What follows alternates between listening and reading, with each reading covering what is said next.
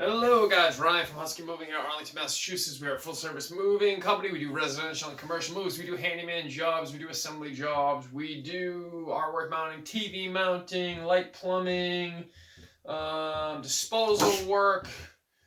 We care for angry pit bulls. That's my dog, Ghosty. I want to talk to you about a job I did over the weekend / over New Year's because it brings up a larger point. So I'll get right into it. I had in Boston, we do First Night Boston. It's just a big event down at Copley Square. You don't need to know this unless you live here. But it's a big event. People come in.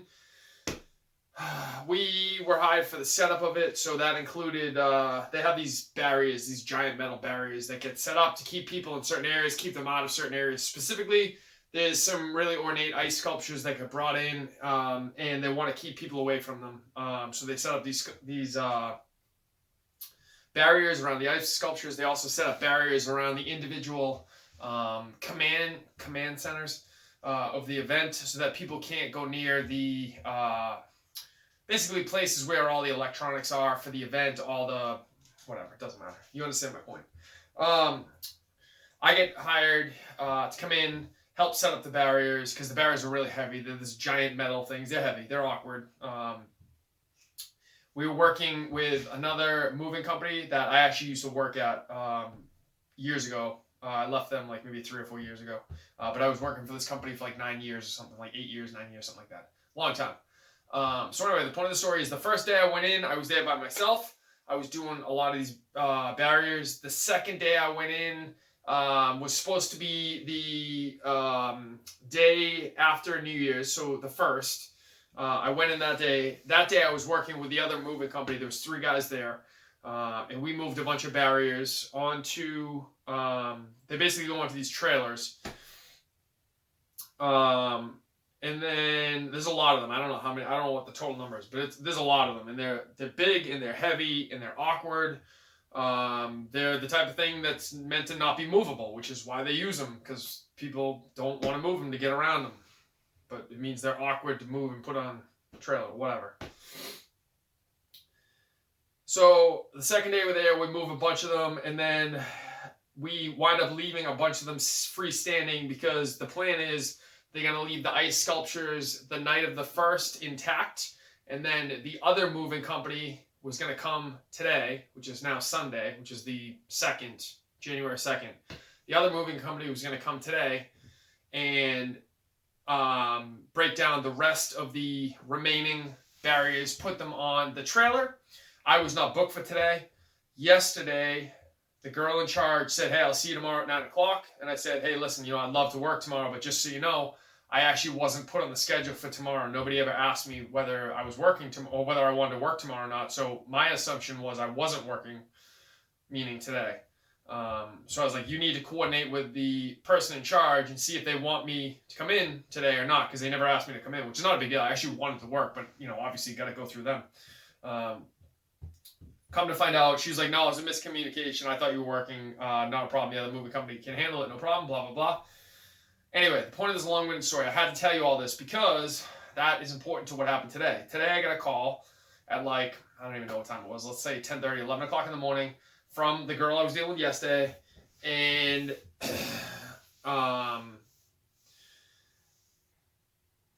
she said that the other moving company had come in today, and then they couldn't fit all the barriers on the available trailers.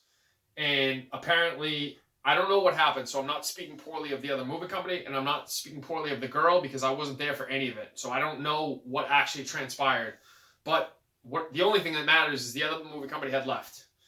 All of the barriers need to get on the 3 trailers. All of the barriers were not on the 3 trailers. The other moving company had left. So now there was I don't know how old she is, let's say 25-year-old, young, petite woman who is looking at all these barriers, and there was a lot of them that still weren't on. It wasn't like 3. There was I don't know. I'm going to say maybe 50 that needed to be moved still.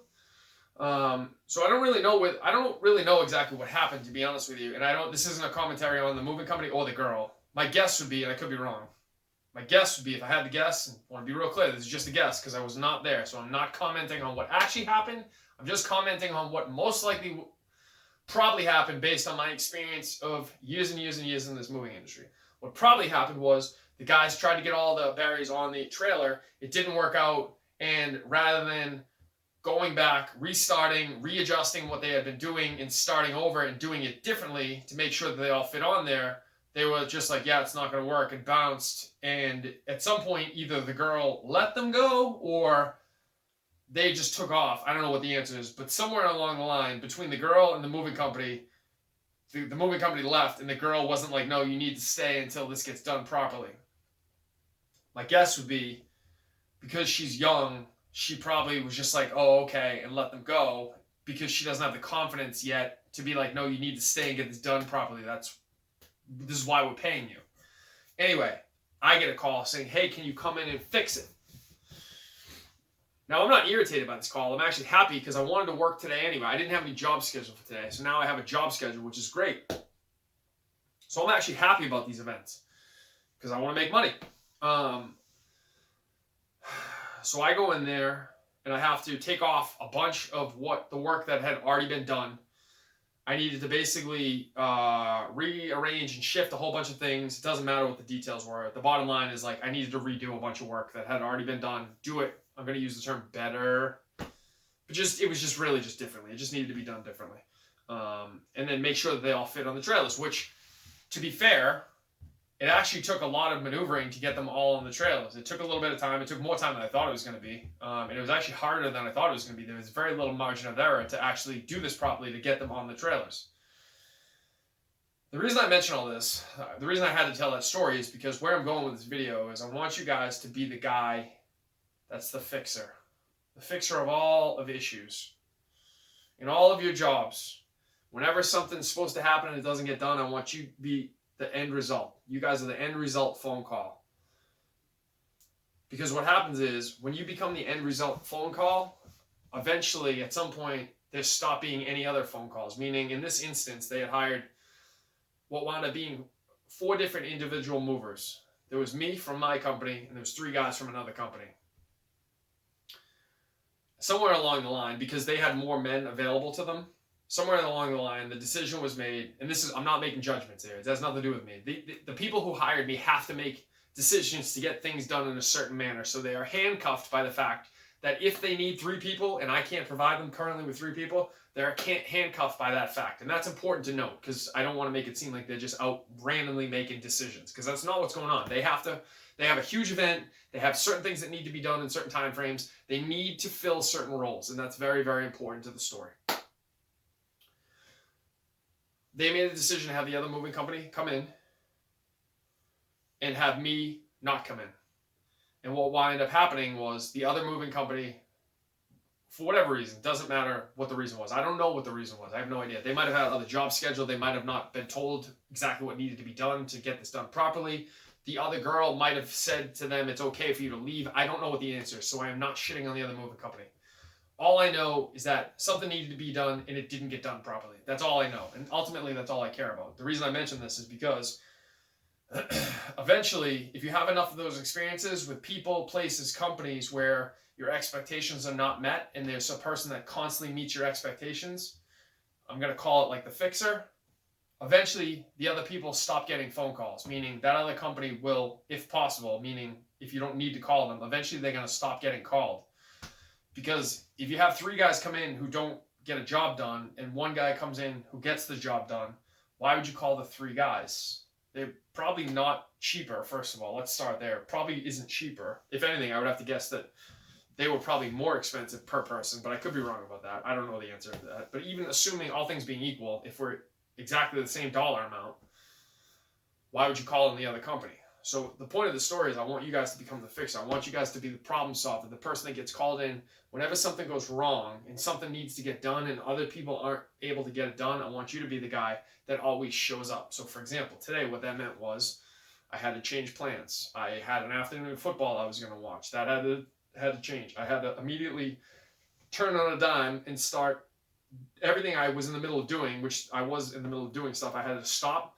I needed to go take a shower. I needed to throw on my work clothes. I needed to get my car ready to go in there.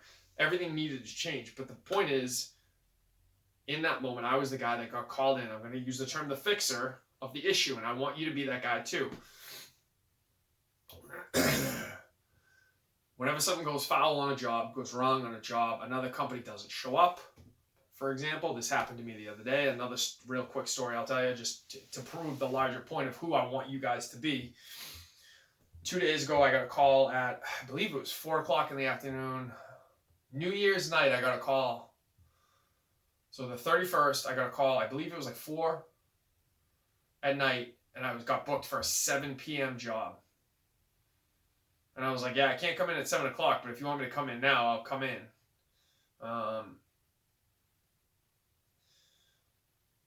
I was irritated, if I'm being honest with you, just because it was New Year's. I mean, that was it, and I had plans later on, but that was the only reason I was irritated. But what wound up happening was they had hired someone. The person had contacted them at 4 o'clock, or like 3, I think it was at like 3:30. They contacted them. They were supposed to be there at 4. They contacted them at like 3 o'clock or like 3:30 or something like that. Sorry, it was like 3:30, 3:45, something like that. It was like literally last minute. It was like, yeah, by the way, I have COVID. I can't come in. Which, obviously, I'm pretty skeptical that you just found out at 3:45, 15 minutes before you're supposed to be at a job on New Year's Eve. I'm pretty skeptical you just found out you had COVID. So I'm pretty sure that was a lie. But either way, the point of the story is the girl calls me frantically. She wound up paying more money than she wanted to pay, for sure. 100%. Because she told me who she hired. And I'm pretty sure the guy's a lot less money than I am. But the point of the story is the guy didn't show up. So she was trying to save money, but the guy didn't show up to do the job. So, like, what are we talking about? You didn't save any money. Yeah, I would make an argument you lost money on the deal by trying to be, I'm not going to say cheap, but cheaper. Going with the cheaper option. Lost money. She contacted me. I had already been done for the day. She contacted me. I was at her place within like, I don't know, 40 minutes or something. It was pretty quick. I got there pretty quick. Because it was like kind of an emergency, and she was like freaking out. The point of all these 2 stories I'm making is if you become that guy, if you become the guy that's willing to fix the other shit, the other problems, the moving companies that don't show up, the moving companies that say they're going to do one thing but do another thing, the guys who aren't able to get everything on the trailers, the people who don't know how to use tools properly, the people who say they're going to do one thing but don't do it. If you become the guy, if you can become the guy that does all those things, who becomes the guy that gets called in on the back end of all these jobs, every time that happens, when you get called in on the back end of the job and you fix something that someone else failed at, those people theoretically get removed from the equation. They'll never call those people again. Why would they? They weren't able to do the job as scoped out. Why would they call them again? Of course they're going to call you. And that's the point of this video, is I want you to become that guy, the guy that always shows up when you say you're going to show up, the guy who fixes the problems of other people that they can't do, the ones that solve these things that mystify people. How am I going to get this done? I want you to be that guy. And you can build a business off just being that person alone. Literally being just that person, you can build a business off that. All right, guys, thank you very much. Thanks for listening. As always, if you have any comments, please leave them below. Like and subscribe as always. And if you need to get a hold of me, info@huskymoving is the email address, and huskymoving.com is the website. Thanks for listening, guys. I appreciate it.